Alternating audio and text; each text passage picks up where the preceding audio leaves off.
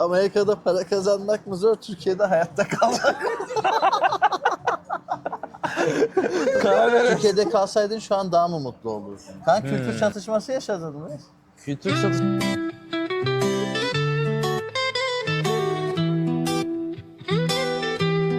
Rotadodo yolda kırmızı pulsarla gazı açıyorum da taş fark etmez bana. Kamp ateşi gecemi aydınlatıyor kanka. Rota belli dostum, özgürlüğü açılan yol.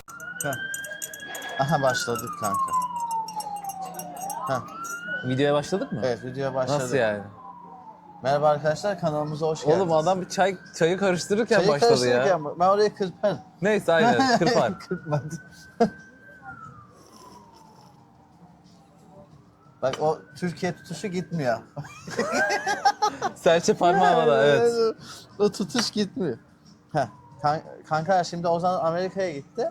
Geldi. 3 senedir orada. 3 sene olacak Mart'ta evet. Ozan'a sorular soracağız orayla ilgili. Orayla ilgili, burayla Evet, ilgili. toplam kaç sorumuz var? Kanka çok var. Nasıl çok oğlum? 70 tane şaka. 70 değildir yani. Evet. 20-25 tane falan. 20, iyi tamam 20 tane güzel. Pas geçme hakkın var mı? Yok kanka. Her pasa bir ceza falan. Aynen. İlk Anıl'ın sorularından başlıyoruz. Evet. Sorular bu arada sürpriz hepsi. Sürpriz, Onlar, aynen. o Hiçbir bilmiyor. soruyu bilmiyorum, görmedim. Amerika kızları nasıl, tanımadığın biri nasıl davranır diyor. Ha, kötü yerden soru geldi. Yok oğlum böyle... Hiç tanışmadın. Aynen benim bildiğim alan değil. Yani nasıllar? Mesela yeni giden genel olarak şey Ha. diyebilirim. Paraya biraz değer veriyorlar. Aynen. Yani gösteriş, para, araban güzelse o da önemli. Ona da bakıyorlar. O yüzden ilk araba aldım. Ya oğlum ben gittim Corolla aldım. Ben ne aldım? Sanki Mustang aldık. Şaka. Ama tabii rivayetlere göre kiliseye gidenler daha düzgünmüş galiba. Onlar belki o kadar değil. Kolayca böyle ediniyorlar mı normal işi olmayan falan? Ediniyor mu der neyi? Kız Arabayı mı? arkadaşı. Ha. Yok, arabaya. Arabayı da ediniyorlar. Ne işi yok böyle standart. Mesela Hakan gitse kolayca edinir mi bir kız? Edinir. Niye edinir? Ama tabii şeye de bakıyorlar bu arada. Oğlum sen konuşmasan katıldın. sen olduğunu bilmeyecekler. Artık Başka biliyorlar Hakan'dı Hakan. belki ya. Şeye çok bakıyorlar, statüye çok bakıyorlar. Yani mesleğin, mesela eğer kuryeysen zor biraz. Yani düzgün bir yerde çalışıyorsan o zaman olur ama kuryelikte zor. Yani Ha. kurye olur, taksi olur, hepsi aynı zaten. Herkes sıradaki soru yine Anıl'da. Sevgilin, yanlış yazmış onu. Sevgilinle yemektesin, hesabı kim öder? Kızlar parayı kafaya takar mı demiş. Ha. Aslında gene erkek ödüyor gibi. Öyle çok da alaman hesabı olmuyor. Almaya değil neticede. Yani aynen. Eğer tabii randevuya erkek çağırdıysa erkeğin ödenmesi beklenir. Çağıran gibi. ödüyor o zaman. Gibi. Değil Yani mi? aynen kız çağırdıysa belki öyle olabilir de. Genelde erkek ağırlıklı yani aynen. Bakalım diğer soru. Sadık insanlar var mı diye herkes günlük mü takıyor? Anıl'dan hep kızlarla ilgili sorular gelmiş yani oğlum ne? Aslında evet bu Amerikalıların biraz korkulu rüyası gibi bir şey aynen. Yani mesela erkek parasını kaybederse ya da işten atılırsa ya ondan sonra işte kadın terk eder gider. O yüzden para çok önemli. Sadık insanlar illaki var. İşte daha dini olanlar muhtemelen sadıktır. Ama öteki türlü pek sanmıyorum. Şey mi Yani. normal gençler böyle günlük mü takılıyor yoksa hani hepsi böyle düzgün Ya işi tabii kurayım da kişiye göre gideyim mi değişir falan? bence de. Yani Ha. kişiye göre Genelleme değişen bir yok o. şey. Genelleme yapmak çok doğru olmaz da yani günlüğe yatkın insanlar var diyelim yani. Evet. Bunu ChatGPT yaptı zaten sorudan belli geliyor. Amerika hayali Hala var mı? Ne? hayali mi satılıyor yoksa gerçekten Türkiye'den değil mi diyor. Ha, bu evet bayağı derin bir soruymuş. Aslında Amerikan hayali yani Amerikan Dream dedikleri biraz azaldı. Eskisine göre daha az çünkü artık daha zor hayat. Eskiden para kazandığında daha çok şey alabiliyordun. Orada da azaldı aynı şekilde. Evet, Türkiye'den zaten ekonomik olarak çok daha iyi. Kazanç anlamında da çok daha iyi. Bu bir gerçek. Alınmayın arkadaşlar. Ama tabii şey değil, öyle hayat tabii ki toz pembe olmuyor. Yani bayağı risk altında çalışman gerekiyor. İşte kuryeysen araba süreceksin 8-10 saat. Bu da riskli. Aynı burada da yaptığın riskli. Orada da trafik riskli. buradan daha iyi. Evet, trafik daha iyi. Aynen. Maganda gibi sürmüyorlar en azından yani. Kişisel algılama. Güzel değil. Yani Yine bu şimdi ChatGPT sorularına geçti. kim geçti? Ben. Ha. Hani onun soruları. Türkiye'de kalsaydın şu an daha mı mutlu olurdun? Yo, aslında bu arada güzel soru Hakan. Sen oradan gülüyorsun gevrek gevrek ama Yapacak değil. onu diyemedim, yok. Bu arada kamera çok mu aşağıda ya? Ben Bilmiyorum. şuradan bir görmek istiyorum. Yo, Biraz bence kaldırsa daha iyi. bilmiyorum, fark etmiyor. Öyle aynen. Oğlum açıyı Yok çok öyle değil oğlum. Diksen de olurdu. Buradan tamam aydınlık. Yok şöyle yükselt. Biraz yükselt diye dedi de herhalde. Aynen. Böyle aynen. Aynen şimdi daha güzel. Muhtemelen Türkiye'de kalsam tabii ki mutlu olacağım şeyler var. İşte arkadaşlarım burada, ailem burada, kültürün de burası. O yüzden bunlar mutlu edici şeyler. Orada biraz daha kendi ayaklarının üstünde durduğun için. Oğlum bak, arkadan gülüyor adam kamera. Burada ciddi bir şey anlatıyoruz Hakan. Sen bizi karanlık yaptın buraya koy. Ya orada da mutlu olduğun şeyler Allah, var da. Bana karanlık gibi geldi. Hayır. Sen bak Oğlum bir pati aydınlık atma yap. bana. Senden gözüküyor mu? Gel, Sen Gel. bak bir. Aydınlık. Eminsin ya. Buradakiler aynı. gel. Evet. O yüzden şey yap. Amerika'da sokak kedisi var mı? Bizde kedi yok ya. Onu ben şu an Pati atma oğlum.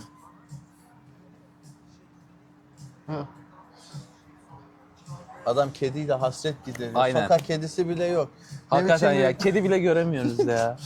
Ee, başka? Orada da mutlu olmaya çalışıyoruz, evet. Kanka kültür çatışması yaşadın mı?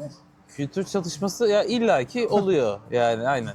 Farklılıklar var. Ya en basitinden mesela fast food restoranına gittiğin zaman orada tepsiyi kendin kaldırıyorsun.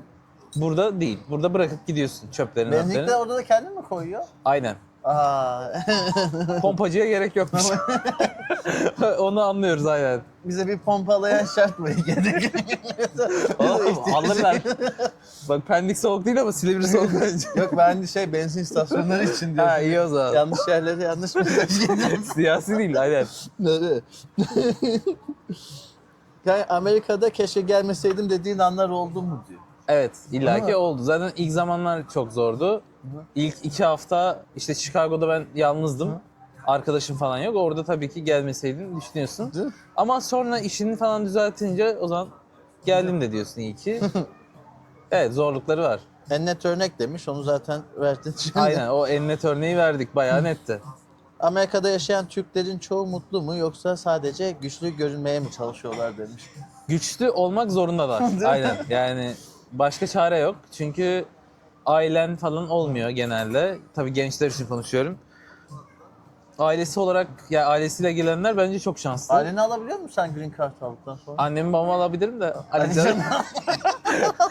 Yani kardeşimi Tercih alamam. meselesi Ay. yoksa şey mi? Ya tercih değil. 21 yaşının üstünde olduğu için Evet. olmuyor. Anne babaya bir şey demiyorlar da. Ama o vatandaş olursan daha hızlı alırsın. Green Card'la biraz daha yavaş onun süreci. Onlar düşünmüyor değil mi gitme? Yok, benimkiler yaşlı olduğu için istemiyorlar yani. Bakayım. Şey demiş. Green Card kazanıp giden herkes gerçekten kurtulmuş sayılır mı diyor. Ya bence sayılmaz. Ya Türkiye'deki çoğu şeyi arayacaklar ama bulamayacaklar karşılığını. Ya en basitinden burada içtiğin çay bile bence çok daha güzel. Orada yok değil mi? Ya orada da çay var tabii ki, Yok. o kadar değil de. Hayır, mesela bizim şehir Pittsburgh'te yani yok. Biz nehir kenarlarına restoran yapalım, kafe yapalım, yok. Bir şey olmuş. Ne? Oğlum özlüyorsun yani. Bence güzel. Ya o en basit örnek yani, sadece Abi bir tane Kavali örnek. buraya geldi diyor bizde hep sallama çay aldı. Demleme çay da yok Demleme çay genelde. aldı Aynen. getirdi yani. Demleme tabii daha güzel oluyor ama en güzeli sohbetler. Yani arkadaşlarınla içtiğin zaman güzel oluyor. Başka ne demiş? Evet. Oğlum soruya bak ama. Soru da Amerika'da para kazanmak mı zor, Türkiye'de hayatta kalmak mı? karar ver. Ölümle yarışı. Aynen. Yani Oğlum Türkiye'de hayatta kalıyorlar herhalde yani. Kalıyoruz aynen. Kalıyoruz. İster istemez. İster istemez evet. Kalıyoruz. Orada para kazanmak yani şeyi anlamıyorum. Tabii ki Amerikalılar çok fazla kuryelik falan yapmıyor. Taksi biraz azalttılar. Daha çok göçmenler yapıyor. İşte onların düşünce yapısı garip. Belki de hani ikinci sınıf iş olarak bakıyorlar. Burada da hani çok iyi bakmıyorlar herhalde kuryeliğe falan. Normal mesela McDonald's'ta çalışmak çok da bir para kazandırmıyor. Saatlik $12 falan kazandırıyor. Kurye mesela saatte $20 falan kazanıyor. 22, Ha, 23. ücret dedin aklıma Karolin'in sorduğu soru geldi. Buraya yazmamıştım. Evet. Şey diyor orada diyor haftalık diyor ücret ödüyorlarmış. Doğru mu? Aynen. Bir de Paycheckler diyor, haftalık oluyor. planlamak diyor zor olmuyor mu dedi. Zor. Değil mi? Ve yani orada bilmiyorum kasıtlı mı yapılmış bankacılık sistemi de mesela burada diyelim çay aldın ödedin. Yani daha doğrusu orada hemen düşmüyor. Pending'de düşüyor yani işlem sürüyor olarak bekleniyor. 2 gün sonra update geliyor. İşlem post oluyor yani artık oturmuş oluyor. Geri çekemiyor mu oradan çıktıktan sonra? Yok iade alırsın o ayrı bir mesele de. Hayır şimdi çayı içtin ödedin. Evet Pending'de görünüyor. Pending'de görünüyor. 2 gün sonra posta geçti. Sen 2 gün sonra ödemiş gibi oluyorsun. Yani Allah. mesela bakıyorsun en son ben ne zaman almıştım lan tarih değişmiş. Çünkü o ödemenin oturduğu tarih değişiyor. O da Çıkar çıkmaz harcamanın değil mi? takibi biraz karışabiliyor. Yani sen gittin bir yere harcama yaptın ve sonra fark ediyorsun gün değişti. Ben ne zaman almıştım onu? Kendi çok yaşamışsındır o da. Evet tabii kafa karışıyor. Ve Bayağı. aynen yani haftalık takip etmek biraz zor olabiliyor. Gelir haftalık olduğu için. Değil mi? Aynen. Başka ne var? Bir de şeyi sormuştu. Buraya sona yazmıştım gerçi ama sağlık sistemini sormuştu. Ben görmedim. İstemiyor. Aynen ben 3 senedir görmedim. Fazla denk söze gelemedim. gerek yok Aynen. arkadaşlar.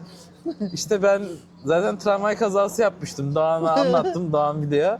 Videoda anlatalım bence. Evet. İşte saç kestirmeye gitmiştik. Ondan sonra ben nakit almayı unutmuşum. Arkadaşın arabasına gitmiştik. Normalde gözlük kullanıyorum. Arabayı gözlükle sürüyorum. Ondan sonra dedim ki ben bir para çekip geleyim. Gittim bankaya gayet güzel çektim parayı. Sıkıntı yok. Gözlüksüz.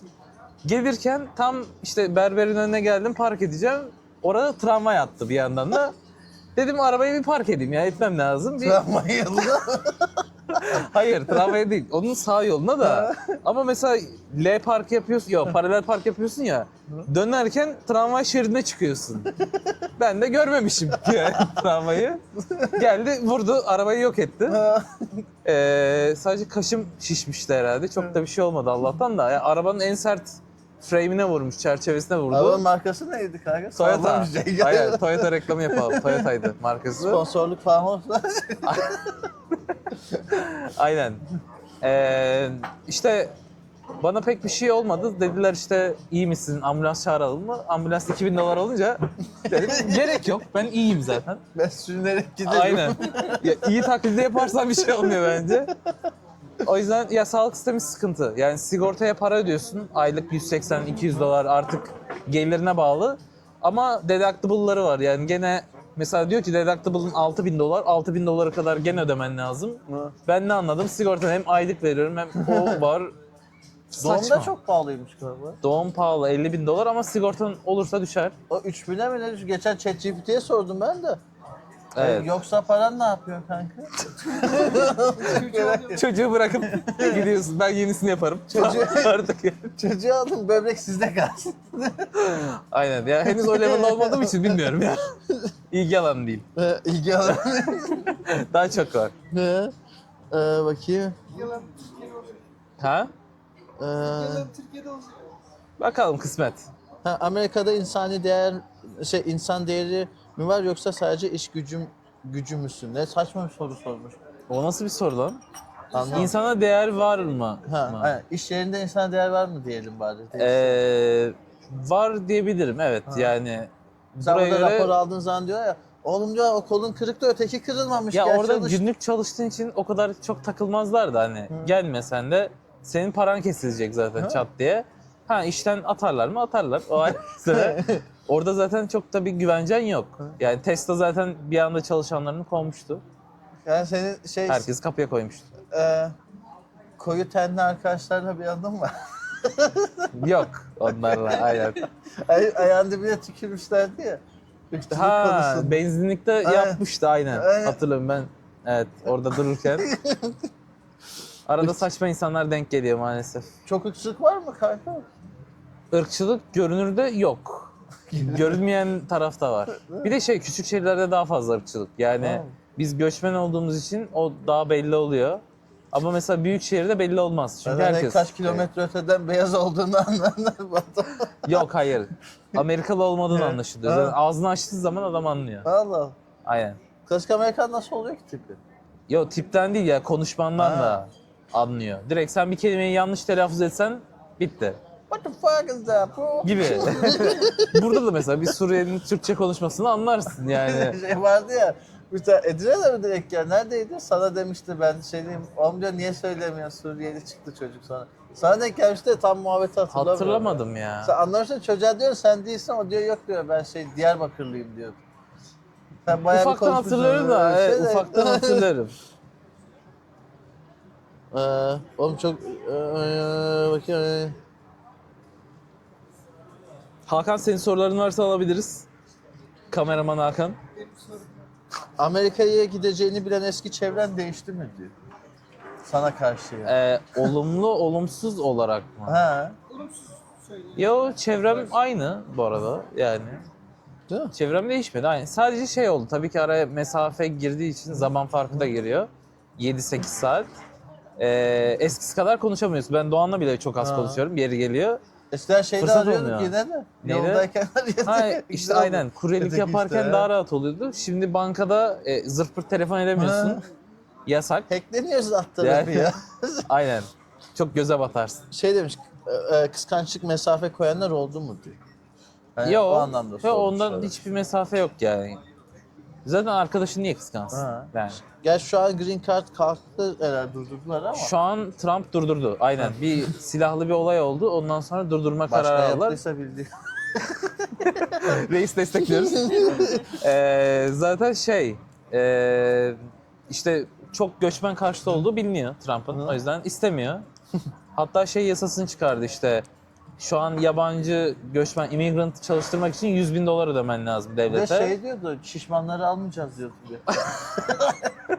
Onu da dedi aynen. Sen gidemiyorsun. Ben zaten benim yollar farklı. Belki obezi kastediyordur şişmandan ziyade olabilir. Xiaomi'nin tartısı obez olduğumu söylüyor. İnanmıyor hocam. Yani. Şey diyor, şu an green card kazanan birine gitme deme ihtimalim var mı?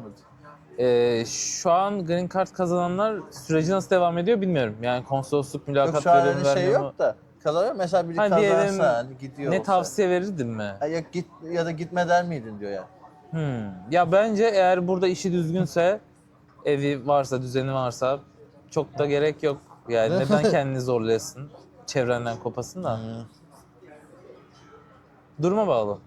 Şey sormuş, göç süreciyle ilgili. Benim okul biraz sıkıntıdaydı. O yüzden gitmek zorunda kaldım da. Green Card gidiş ve sürecini sormuş bir de. O gidiş süreci diyor.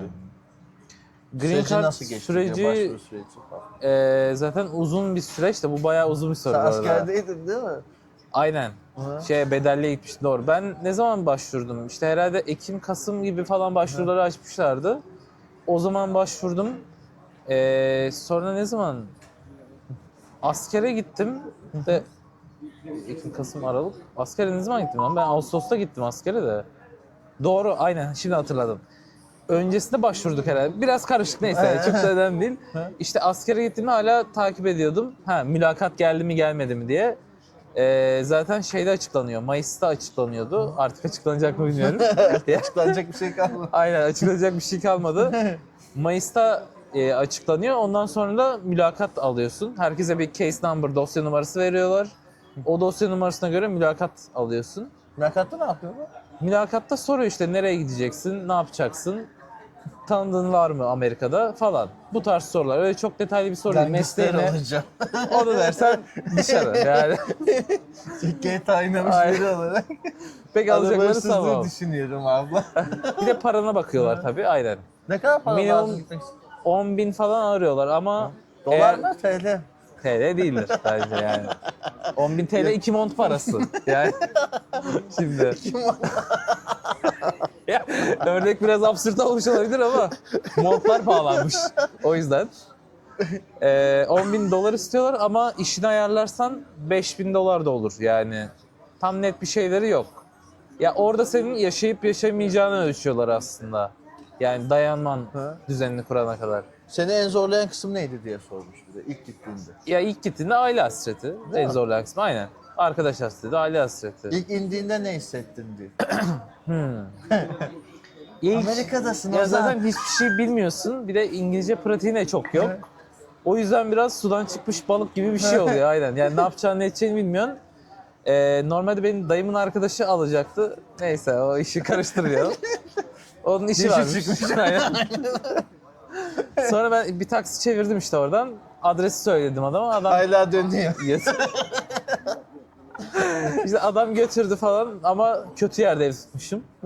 Sağ olsun tavsiye de vermedi. Yani nerede ev tutayım Sen diye. arkadaşınla şeyde denk gelmemiş miydin? Postunu görmüştü senin sanki bir arkadaşınla denk gelmiş. Öyle hatırlıyorum. Yok o arkadaşımla ben şeyde zaten İstanbul'da tanışmıştım. Ha, ama Aynen şu anki yaşadığım işte ev Aha. arkadaşımla. İstanbul'da tanışmıştım zaten konuşuyorduk. Ha? Dayımın arkadaşı var diye ben Chicago'ya Ha. gitmiştim. Zaten konuşuyorduk o süreçte de işte. Ondan sonra hani baktım Chicago bana göre değil. Dedim arkadaşımın yanına gideyim. İşte o da sağ olsun evini açtı falan. Ha. Ben o da öyle şey hatırladım ya. Sanki sen post attığında görüp de öyle Yok konuştun yok gibi öyle değil. Biz hatırladım. zaten o gitmeden önce tanışmıştık İstanbul'da. He. Aynı okuldan. Ya Şişli'de mi? Liseden mi? Ya şeyde Yıldız Teknik'ten işte. Bizden giden oldu mu acaba ilkokuldan? Ya merak ettim ha. Yani hiç iletişime değilim. Dı. Bilmiyorum. Beklediğin gibi miydi diyor yoksa ters köşe oldun mu? Ters köşe oluyorsun evet. Yani çünkü işe başvuruyorsun almıyorlar. İngilizcen de yok, Sen lanet deneyimin de olası yok. bir beyazsın adamı. Aynen. Yani o yüzden zor tabii beklediğin gibi olmuyor hiçbir şey. Ya sen ırkçı şaka yapacaksın ama şimdi kanalsız şey yapma. Yap bakayım ne yapacaksın? De, Ne yapacaksın ırkçı şaka? patron şey miydi diye esmer bir arkadaşım falan. Ha, kibarlaştırmaları esmer arkadaş diyorsun herhalde. Evet.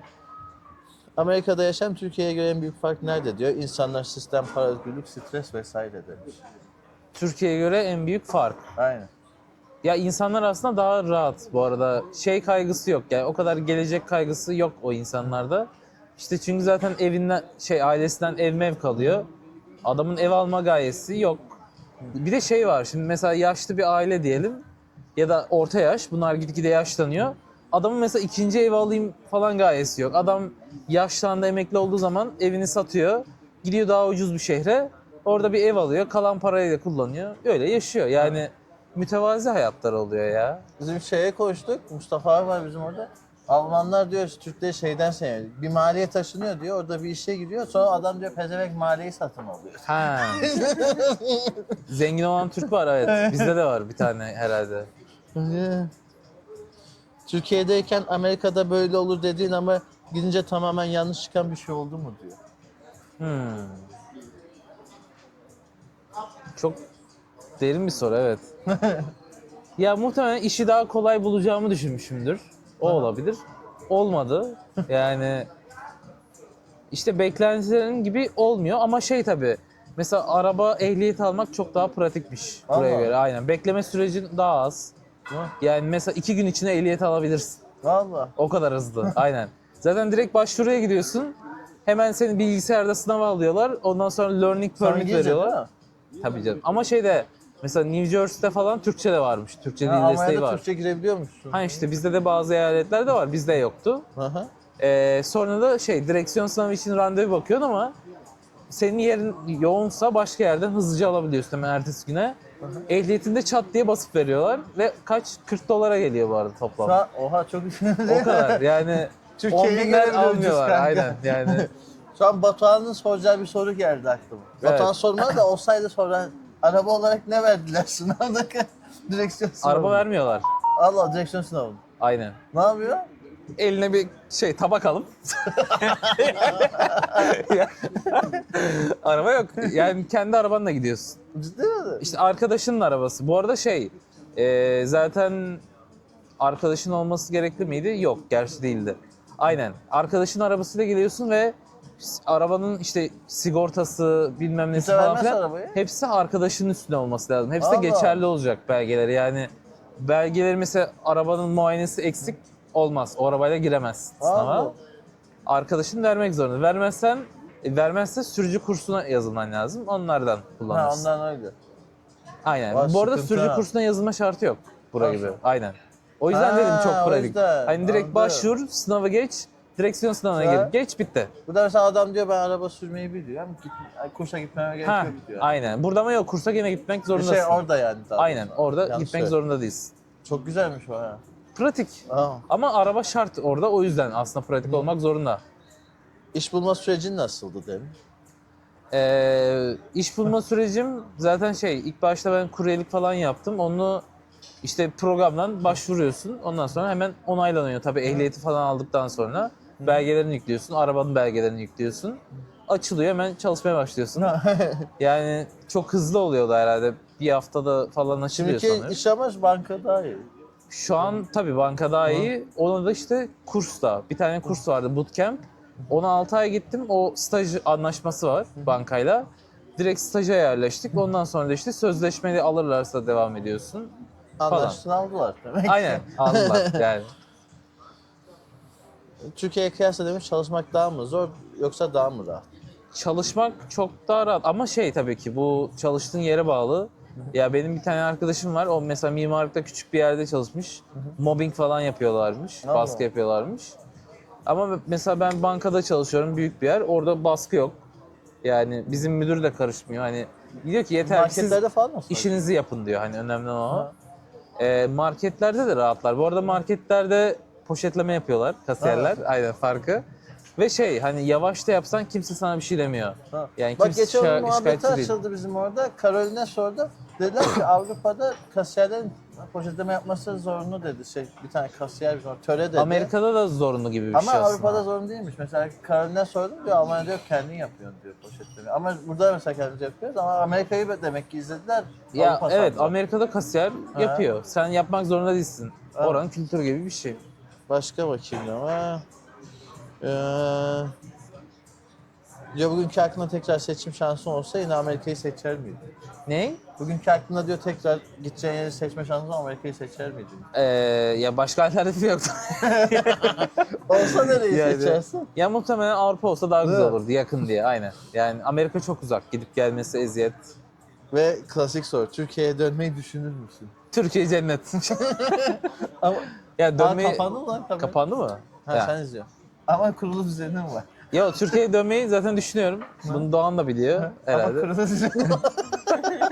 Düzeni şeyden oluyor. Aslında borca girdiğinden Hı. dolayı oluyor. Ya araba alıyorsun, benim işte arabanın borcu 7 sene. Ben bir sene dedim, 6 sene duruyor. 6 sene içinde arabayı bir yere vurup yok etmem lazım ki borcu, sigorta ödesin diye. Öyle yok O edersin. sırada kendini yok etmemen lazım. Aynen, kendini yok etmemen lazım. Ha? Umarım duymamışlardır. Yani Mikrofonu uzak tutacaksın. kapatıp falan. Orada Avrupa'yı da düşünüyordum ben. İşte kısmet ileride Aha. o. Ya Yani- önce bunun pasaportunu koyalım cebe, ondan sonra Değil mi? düşünürüz. Aynen. Şeyi sormuştuk zaten, ırkçılık var mı? Evet. Bu çok saçma bir soru da Anıl yine sordu bunu. Evet. Saçma kısmı. Gene ne geliyor bakalım hadi. Kızlar sevgilerini kolay unutuyor mu ayrıldık? Ya oğlum bu ne saçma sorular ya. Ulan Biraz daha Anıl'la bir kişisel. tane mantıklı soru gelmez mi lan? Yani Seni Anıl'la tanıştıracağım bir de. kasap olan Anıl. Kasap değil ama kasap. Şarküteri işte. Ya sucuk kesiyor, kasap benim Kasap gözümde. işte, yani kasap gibi. Kasap ya. Peynir kesiyor. Sucuk da kesiyor. Salam kesiyor. Ha, sucuk da kesiyorlar. Salam da kesiyor. Kesilmiş sucuk satıyordur belki, ne bileyim. Yok mu? Oğlum Bir sucuk oluyor. şeydeki pastırmayı kesiyorlar. Aynen, pastırmayı kesiyorlar. Pastırmayı kasap keser işte. Kasap da satıyor yani. Aynen. Aynen. Şarküteri de satıyor. Ne Yani. fark eder? Hepsi kasap işte. Et sat. Evet. Bu sorunun cevabı yok. Geçelim artık. Bu ne? Bunu kim sormuştu? Bizden biri sordu da unuttum. Türkiye ekonomisi hakkında ne düşünüyorsun? Ha, Türkiye ekonomisi Çıkararak içeri gitmeden mi? Yo şu an bu arada enflasyonu düşürüyorlar. Ya iyi görünüyor tabii ama maaşları zam az yapıyorlar. Yani tabii ki sıkıntılı. Burada zaten kiralar çok yüksek. Yemek zaten gıda da çok pahalı. Dışarıda da harcamalar çok yüksek. O yüzden şu an zor. Tabii ki bir zor süreçten geçiyor. Ama tabii ki ileride toplayacak bu. Yani Evet. kemer sıkmadan zaten ekonominin düzeleceğini ben düşünmüyorum. Tabii ki farklı Gerekirse simit adımlar... yeriz. farklı adımların atılması lazım. Bu arada Amerika'da da enflasyon yüksek. Yani Hı. aslında orada 10 da görünse ondan fazla gıdada. Bizde %70. İşte mesela bayağı fiyatlar son 3 senede mesela ne bileyim Taco Bell'den bir dürüm alıyormuşsun. Dürümün fiyatı 2 katına çıkmış 3 senede. Ha. Yani orada da var. Hani 1.63'ten 3.5'a çıkmış gibi. Kötü çıksa ben yine Ama asgari ücret orada, asgari ücret Bu yok arada gerçi de. asgari ücret artmıyor. Ama Yani öyle bir sıkıntı da var. Mesela bizim eyaletin 7.25 dolar asgari ücret. saatlik değil mi? Aynen. Tamam herkes asgari ücret almıyor. Evet mesela Chipotle 15 dolar veriyor falan. Ama mesela bu sene 15 dolar ödüyordun, seneye de 15 dolar. Allah. Yani ama market fiyatı değişti, arttı. Benim niye maaş değişmiyor maaş? Maaş genelde şey oluyor, pozisyonun değişirse statün. Mesela bir saat çalıştın 15 dolara. Ne yapabiliyorsun? Vergi bir de saat kesiliyor. çalışmaya? Yani 15'i çalıştın eline 12,5 falan geçiyor. Mesela hadi bir şeyler doldu 10K. 10 dolarla ne yapabiliyor kanka? Markete gitmesen ne alabiliyorsun? Ya belki işte tavuk alabilirsin. Tabii ki tavuğu organik mi alıyorsun ne alıyorsun değişken de kırmızı et biraz zor olabilir. Değil mi? Kırmızı etlerin fiyatları da bu arada yüksek. Yani ribeye etleri falan bayağı yüksek. İşte bir dilimi 16 dolar, 15 dolar, 13 dolar o civar. Gramaj olarak herhalde 300 grama falan denk geliyor sanırım. 350 gram mı? Ha. 300 mü? Güzel bence 300. yine ya. Ya tabii ki iyi ama genelde yüksek. Yani Türkiye'de bir saat bu arada ben çalıştığını- tek önde yediğim için yani 13 doların bir ete gitmesi bence yüksek yani. Ama Ya Türkiye'de da bir yumurta saat- mesela ne kadardı? 6 dolar falan organik gibi bir şey. Aynen organikti. Ama tek 12 ya da 12'liydi galiba ya. Ya da 18'di. Hani kasa fiyatları Organik nasıl? ama. Almanya'da da böyle çok pahalı. Şu an baktım hani Karolina alacaktım. Kasa ya. fiyatları. Bilgisayar kasası mesela toplumunca. Ya ben laptop aldım. O yüzden bilgisayar kasalarına hakim değilim de. Laptopta mesela şu an şey var. Acer'ın indirime girmiş herhalde bu. Allah. Reklam gibi oldu yine. 1500 Acer dolara Nitro. düşmüş. 5070 ekran kartı var. Çok iyi lan. 1500 dolara bence de güzel. Ha, çok güzel. Yani ne kadarı? 60 bine denk geliyor. Ha. 1500 dolar. Hmm. İşte, Ve ekranı OLED bu arada. çok güzel. Abi bir kasa 1600-1700 dolar falan. Ya ben taşınabilir olmasını önemsiyorum. Yani masaüstü Bence almam da. laptopta Yani. biraz daha düşer o fiyat ya. Masaüstü de biraz daha düşer bence. Yok. Konfigürasyona göre değişir de hani. Güzel bir sistem istiyorsan Aynen. 700 dolar falan işte. Yo 3000 dolara falan da çıkarsın bu arada masaüstüne. Ne koyduğuna bağlı yani. Güzel bir ortalama Overclock biraz- edilen işlemciyi koyarsın, ekran kartını biraz üstü güzel. 5080 atarsın.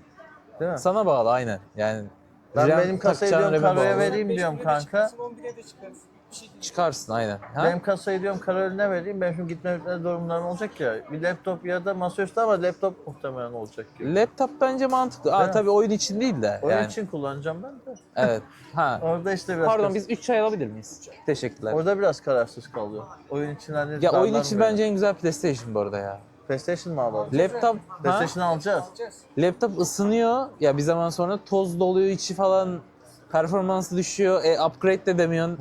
Çöp yani. 2 sene sonra o laptop. Ben 1-2 ay alayım. Ya ben düşünüyorum da PlayStation alsam Karo'yla da böyle cross platform oyunları oynayayım diyorum en Mantıklı. kötü. Ben bilgisayarı da ona vereyim. Ya PlayStation'da bence bir sürü oyun var oynanacak. Ya yani da oynanır. belki ileride ona da PlayStation ama bilmiyorum. Ha, gerçi- yani olabilir.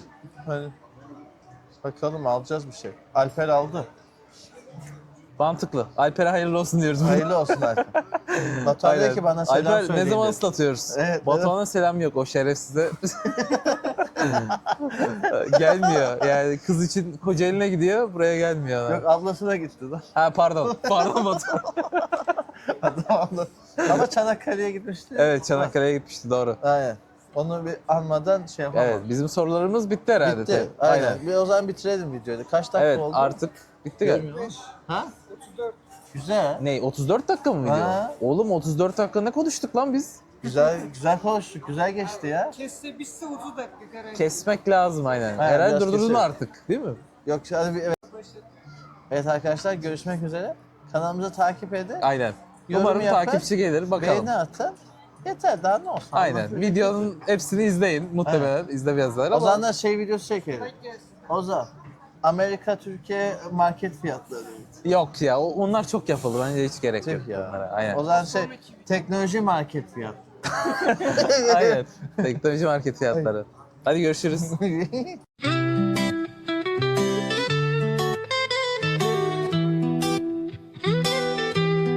Rotadodo yolda kırmızı pulsarla gazı açıyorum da taş fark etmez bana. Kamp ateşi gecemi aydınlatıyor kanka. Rota belli dostum özgürlüğü açılan yol.